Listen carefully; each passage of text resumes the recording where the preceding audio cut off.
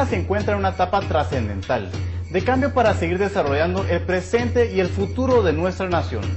Nuestro país necesita una visión transformadora de la realidad nacional, que se creen oportunidades para nuestra nación de avanzar hacia el desarrollo integral. Es primordial tener acceso a servicios básicos de calidad, tales como educación, salud, seguridad alimentaria y nutricional, vivienda, trabajo, seguridad y justicia, entre otros, para mejorar la calidad de vida de la población.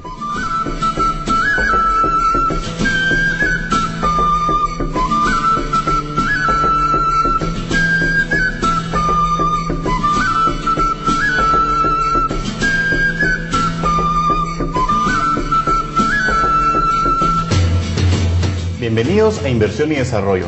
El día de hoy abordaremos el tema Plan de Desarrollo Guatemala 2050. Y para ello nos acompaña a mi izquierda el doctor Harold Caballeros, que él es el candidato presidencial por el partido Viva Encuentro por Guatemala. Bienvenido a Inversión y Desarrollo. Muchas gracias, Luis. ¿En qué consiste el plan que han desarrollado de Guatemala 2050?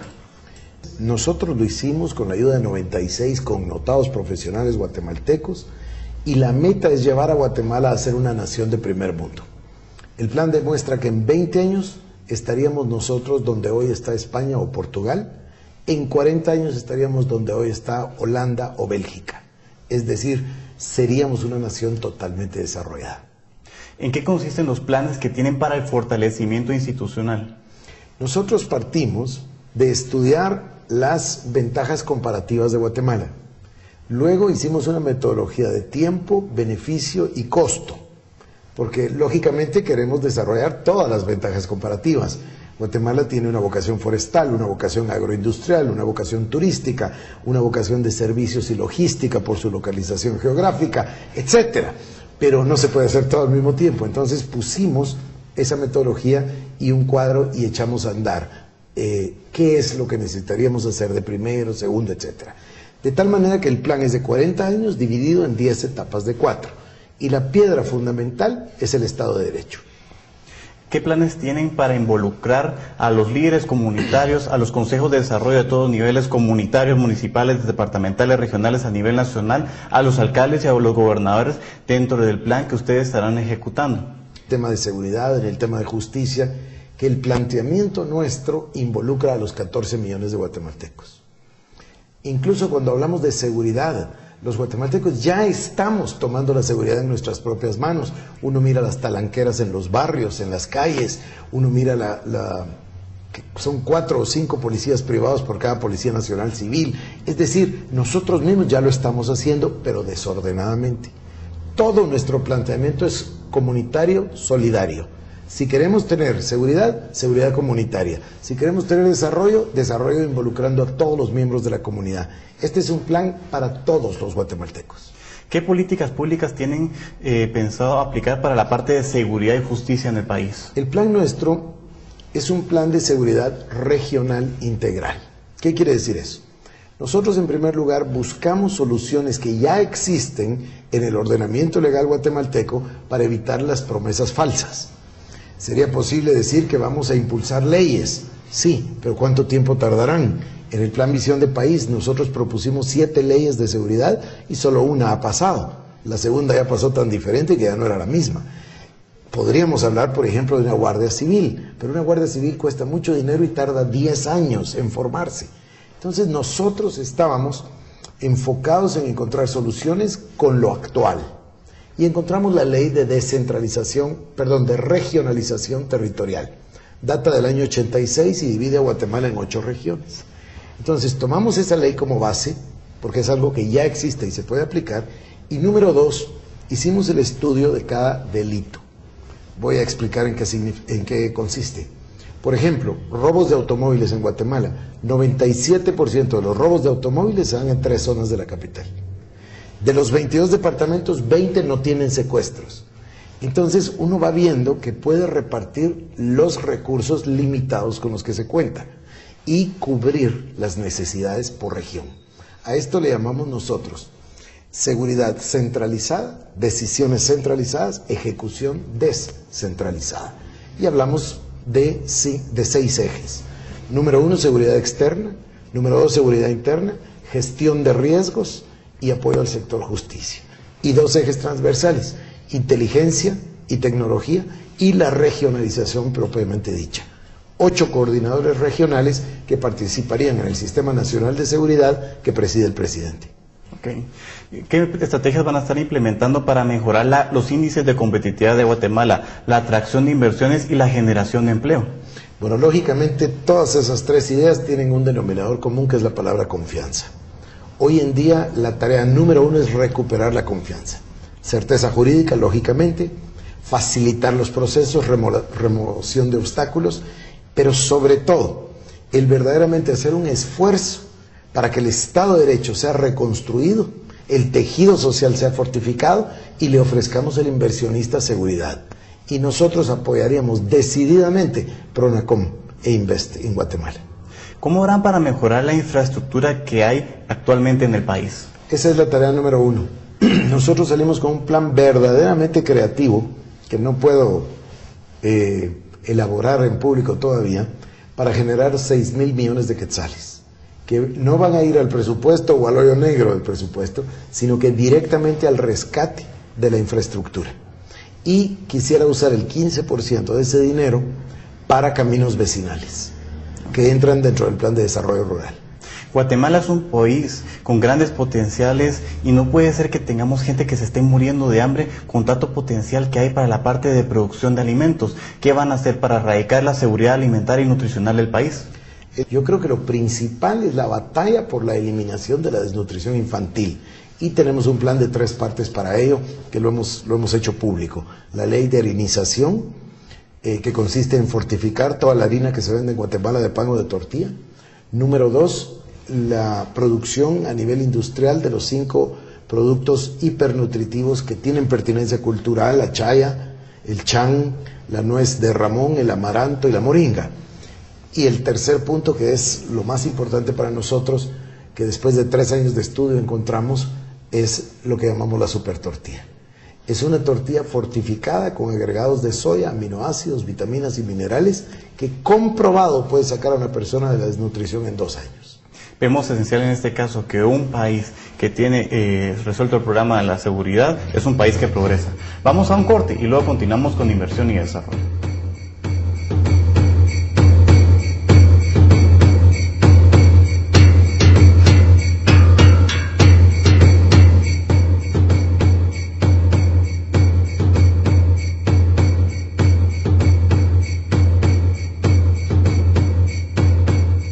Continuamos con inversión y desarrollo. Doctor Caballeros, ¿qué va a hacer para mejorar el sistema de salud que hay actualmente en Guatemala? Voy a platicar de nuestro plan anticorrupción para llegar al de salud. Nosotros pensamos, en primer lugar, instalar el gobierno electrónico. Este es un esfuerzo que llevó años de trabajo, 9 años de trabajo, inversión de parte del gobierno de Corea del Sur y de Finlandia, que ayudaron a Guatemala, un equipo de notables guatemaltecos como Harris Whitbeck a cargo de este programa, John Gemmel, y después se abandonó. Pero nosotros pensamos echarlo a andar por lo siguiente. El gobierno electrónico va a transparentar absolutamente el gasto público, porque se puede monitorear en tiempo real todos los gastos del Estado. Si queremos ganar la confianza de los guatemaltecos, debemos transparentar la gestión. Y número 1, los guatemaltecos van a poder seguir la gestión transparente. Número 2, por supuesto, van a poder hacer sus trámites por internet. Número 3, sirve para la seguridad. Número 4, sirve para la educación.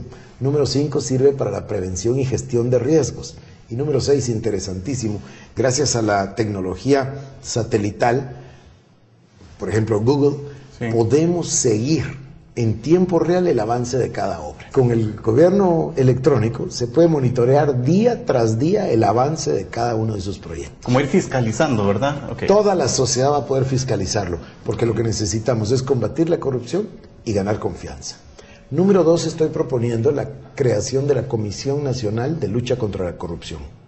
Y en este sentido, estoy planteando una comisión, porque eso puede ser un decreto presidencial refrendado en Consejo de Ministros. Y esta comisión tendría 5 miembros notables, mayores de 70 años, recomendados por la sociedad guatemalteca. ¿Cuál sería la función de la comisión? Número 1, por supuesto, hacer la denuncia ante el Ministerio Público. Pero número 2, más que eso, sanción social. El día que esas 5 personas tachen a un ministro o demuestren un acto de corrupción, esa persona va a tener que dejar el gobierno, porque la presión va a ser inmensa para generar la anticorrupción. Vamos viendo que la población sea parte de, ¿verdad? En este caso. Es lo que hablábamos de comunitario. Sí. Número 3, queremos eliminar los fideicomisos, las ONGs y los organismos internacionales como mediadores para hacer obra pública y evadir el ordenamiento legal guatemalteco de contratación y compra, de compras y contrataciones. ¿Por qué? Porque esto a lo mejor es útil para hacerlo más rápido, pero se ha prestado a una inmensa corrupción.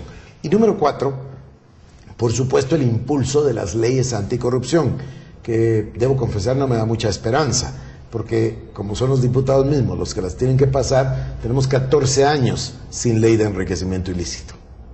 Si nosotros combatimos la corrupción y la combatimos en el Ministerio de Salud, vamos a generar los recursos para poder mejorar la red hospitalaria, dotar de medicinas a la red hospitalaria y sobre todo verdaderamente poder asistir a los guatemaltecos en el tema salud. ¿Cómo vamos a hacer para que haya un desarrollo económico y social en las áreas rurales de Guatemala? Más del 85% de la población vive en estas áreas. Nosotros nos preocupamos mucho por entender el problema y encontrarle una solución real y rápida. Entonces focalizamos los 5 grupos de guatemaltecos: los niños, los jóvenes, mujeres, hombres y ancianos. Cuando hablamos del desarrollo rural lo ponemos dentro del grupo de los hombres. Nuestros guatemaltecos, nuestros agricultores, tienen un promedio de producción muy bajo. Producimos 23 quintales por hectárea de maíz, en otros países producen 150. ¿Por qué? En otros países producen en el desierto. ¿Por qué? Porque nosotros no hemos llevado a cabo un plan de tecnificación de la agricultura o lo que se solía llamar extensionismo agrícola. Entonces, seguimos el estudio del doctor John Mellor y planteamos que un agricultor puede sacarle 2 y 3 veces a su misma parcela.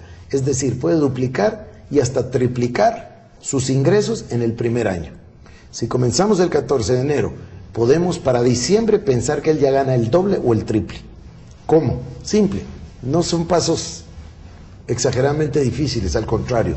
Número 1, mejor calidad de semillas, el ICTA. Número 2, capacitación. Número 3, la tecnificación, que se refiere a fertilizante, riego, mini riego, invernadero, casamaya, etc. Número 4, caminos vecinales. Está comprobado que si un agricultor no tiene una ruta importante a menos de 2.3 kilómetros, su producto baja a la mitad de precio. Es un castigo demasiado grande. Sí. Necesitamos está siendo menos competitivo en este caso. Desde luego. Sí. Número 5, crédito. Y para ello pretendo impulsar el Instituto de Fomento a la Agricultura, un símil del FHA, para generar cédulas, para generar los fondos para el financiamiento de los agricultores. Y por último, la comercialización, donde nosotros impulsamos un sistema de cooperativas agrícolas. El mayor porcentaje de la economía de nuestro país se basa en las MIPYMES, la micro, pequeña y mediana empresa. ¿Cómo va a ser para darles un acompañamiento y un fortalecimiento y el crecimiento de las mismas? Viva propone un plan de reactivación económica que tiene 3 motores de la economía. Uno de ellos es el decidido impulso a las MIPYMES. Y ahí hablamos también de la economía informal. Entonces, siguiendo una metodología del Banco Mundial de remoción de obstáculos, le tenemos que quitar una serie de obstáculos al crecimiento. Y debemos ahí eliminar pasos burocráticos, eliminar costos y encontrar métodos de semiformalidad. Por ejemplo, una microempresa, una pequeña empresa que quiere hacer una escritura de sociedad y que le cuesta 17,000 quetzales de honorarios, no lo puede hacer. Tenemos que encontrar métodos mucho más rápidos, eficientes y baratos. Necesitamos el impulso al crédito y al microcrédito. El ejemplo de Banrural es un ejemplo maravilloso. Bueno, así como el Banco Mundial hizo un estudio para transformar Bandesa en Banrural, así pretendo yo lograr un estudio para la transformación del CHN en un banco de capital público-privado que nos permita servir no solo a las cooperativas, sino en especial al sector de vivienda. El segundo motor de la economía que nosotros promovemos es el cooperativista. Pero no todas las cooperativas, porque la cooperativa de ahorro y crédito ya no necesita impulso en Guatemala. Yo pondría especial importancia a 3 tipos de cooperativas. Cooperativas de vivienda, cooperativas agrícolas y cooperativas educativas. Okay. Y el tercero, que en realidad para mí es el primero, es el más importante, los motores de la economía, según yo, es la vivienda popular. No estoy pensando que el gobierno financie vivienda, solo estoy pensando remover obstáculos y abrir el mercado para que el mercado pueda satisfacer la necesidad.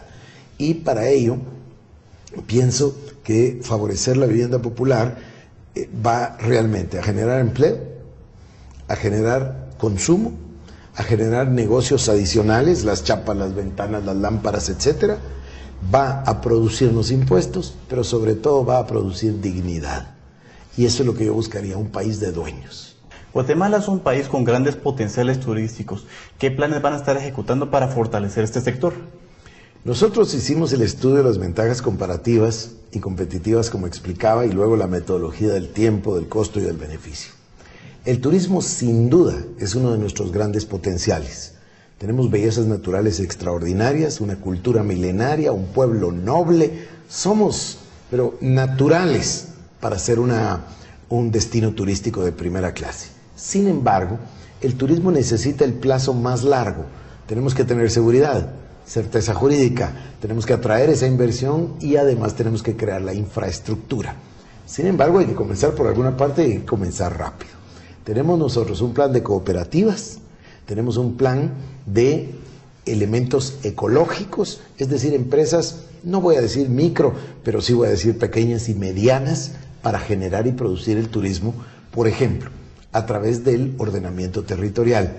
Chimaltenango es un departamento con una oferta gastronómica particular, con una belleza sin igual y que se puede fomentar inmediatamente. De hecho, ya existe. Sí. Debido a la oferta gastronómica en la orilla de la carretera, ya hay muchos lugares, pero se están abriendo y nosotros quisiéramos promover las cooperativas turísticas para que se pueda realmente llevar a cabo lo que llamábamos nosotros el rebalse económico. Vamos a un corte y luego continuamos con inversión y desarrollo.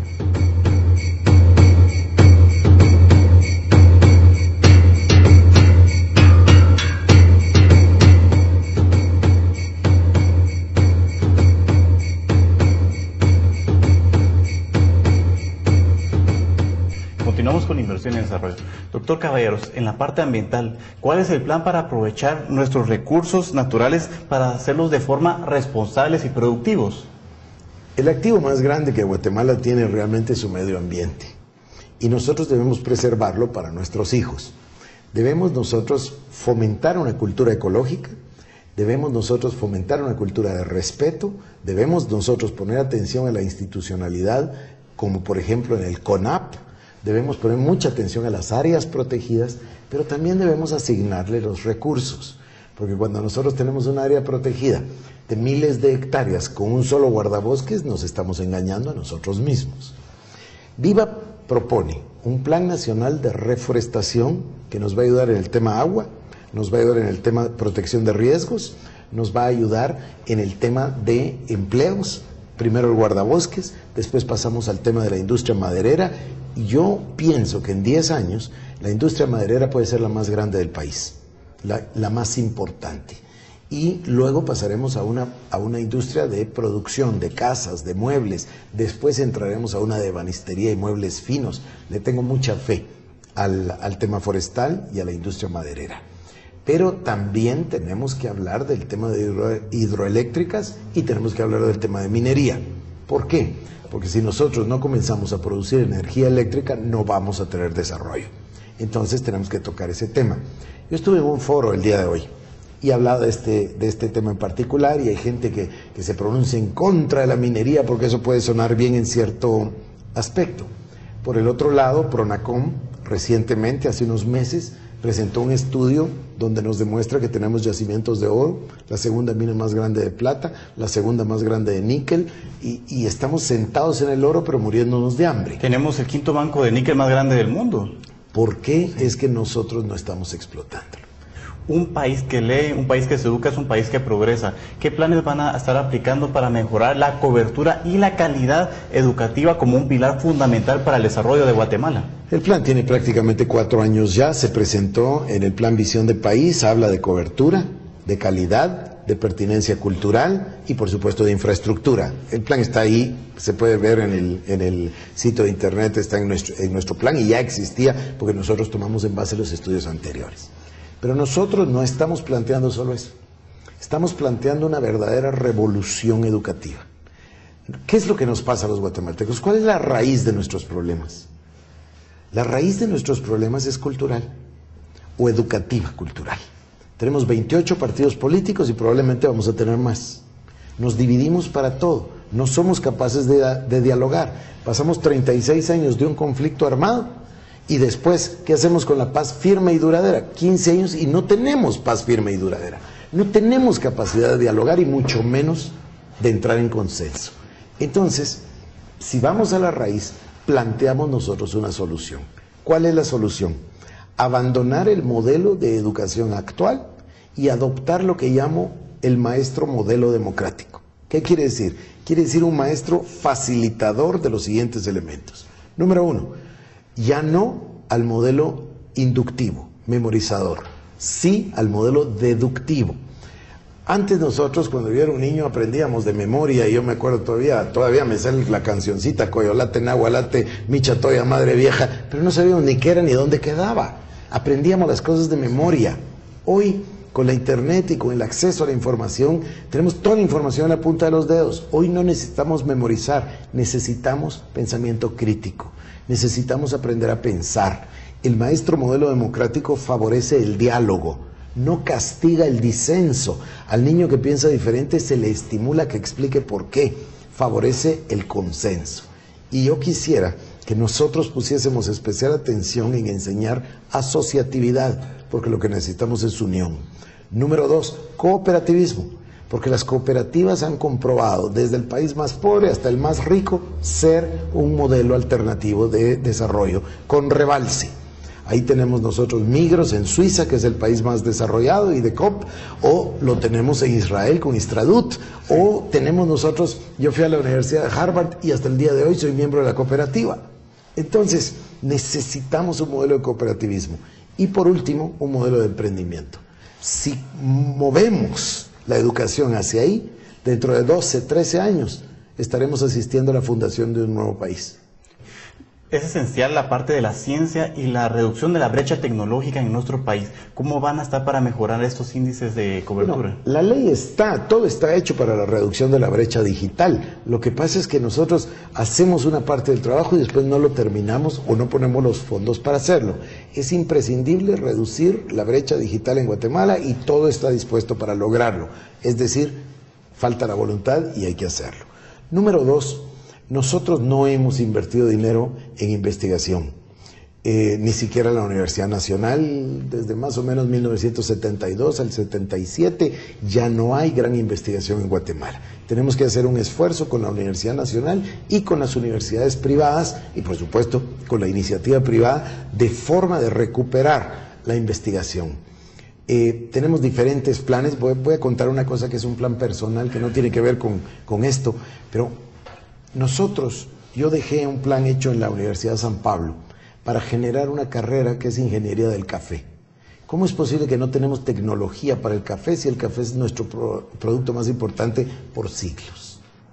Para mejorar las políticas y las relaciones exteriores y mejorar también la regionalización que se va a estar implementando en estos casos.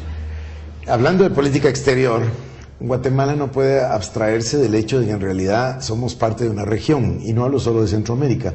Ya todos nuestros temas son regionales. Hablemos del narcotráfico, es regional, es un problema regional. Hablemos del comercio y también es un tema regional. Entonces, nosotros debemos buscar realmente el bloque, desde Colombia hasta, por supuesto, el NAFTA, es decir, Estados Unidos, Canadá y México.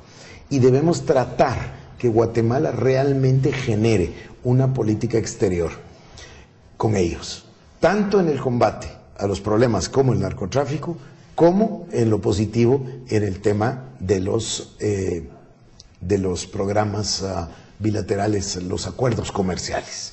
Yo creo que debemos seguir fomentando más acuerdos de libre comercio con diferentes países en diferentes latitudes. Y para terminar el tema de la parte de la regionalidad entre que estamos viendo de que está Guatemala, Salvador, Honduras, Costa Rica, Nicaragua y Panamá, pero no se ha concretado esta regionalización y también incluir al Caribe para que como bloques seamos más fortalecidos y más atractivos también para la parte de inversiones. Casi que tendríamos que regresar a la pregunta anterior.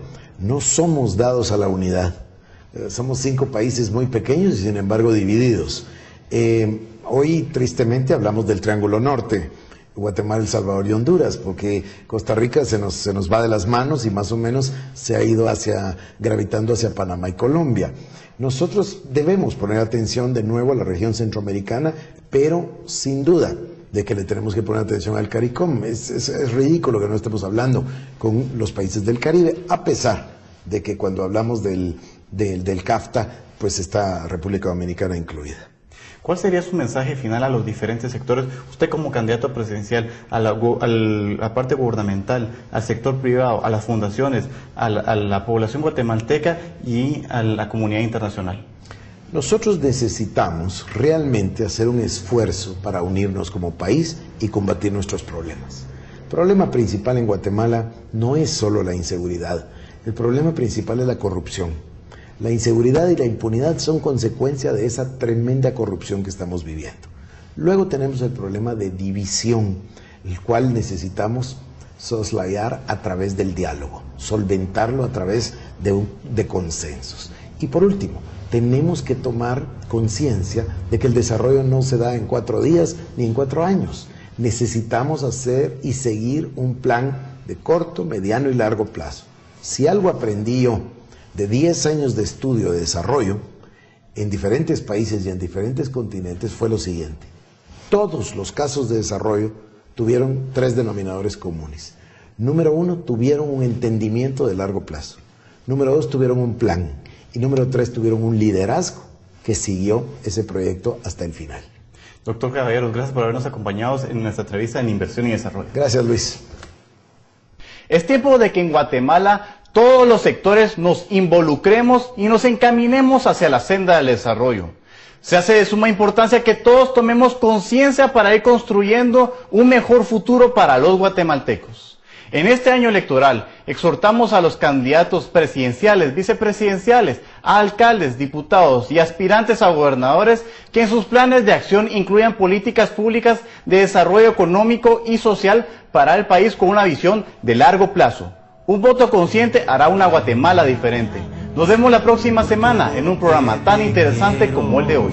No te podría cambiar, es tanto lo que te debo. Tú formas parte de mí, pues tú compartes mis sueños. Todo te lo debo a ti, porque eres la tierra donde yo nací. Cuando pienso en